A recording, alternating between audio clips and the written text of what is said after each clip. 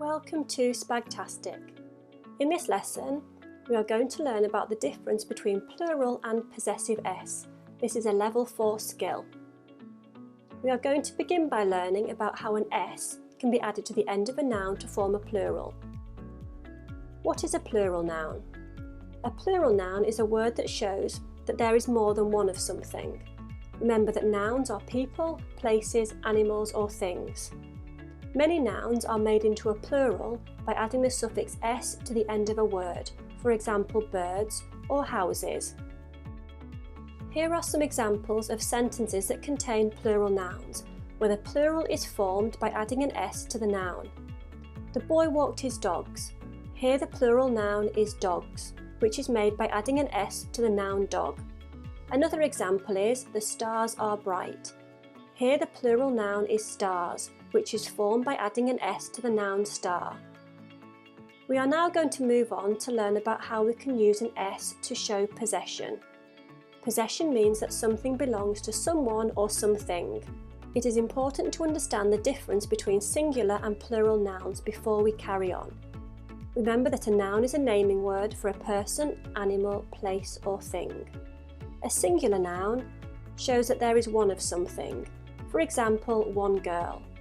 And a plural noun means that there is more than one of something, for example, lots of girls. Let's learn about using the possessive s for singular nouns.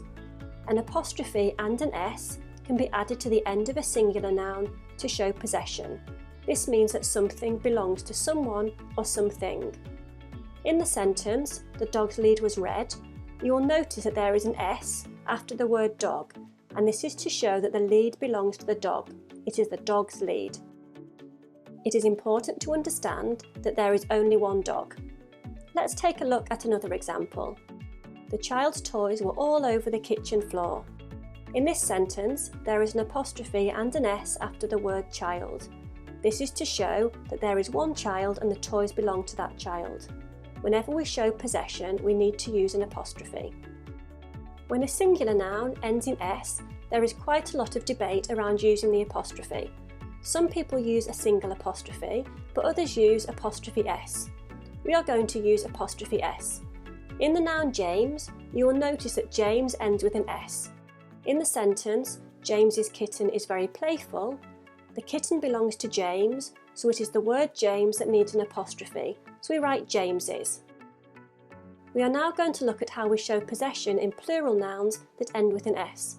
For example, in the sentence, the girls' coats were hung on their pegs. The coats belong to the girls, so it is the word girls that needs an apostrophe. Because the word girls already ends in an s, we simply put an apostrophe after the s in girls to show possession. If we look at another example, the house's doors were painted in different colours. The doors belong to the houses, so it is the word houses that needs an apostrophe. As houses is plural, we simply add an apostrophe onto the end to show possession. Sometimes there are plural nouns that don't end in an s, and these are known as irregular plurals. Here are some examples. Children and people are both examples of irregular plurals. To show possession in plural nouns that don't end in an s, we add an apostrophe onto the end of a word and then we add s. Let's have a look at some examples. In the first example, we are going to use the plural noun children. The children's books were on the table. The books belong to the children. Children is a plural noun, but it doesn't end in s. So to show possession, we need to add an apostrophe and then an s. In the second example, the plural noun is people. The sentence is, the people's tickets are in their bags. Here the tickets belong to the people. People is a plural noun, but it doesn't end in an s, so we need to use an apostrophe and an s after the word to show possession. We are now going to think about where the apostrophe should go. In the sentence, the boy's bike had a flat tyre, we need to use an apostrophe to show possession. Why not pause the video and have a think for yourself about how we can use the apostrophe and where it needs to go.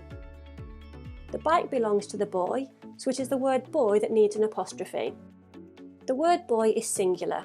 There is only one boy, so the apostrophe goes after the y and before the s. as you can see in the example.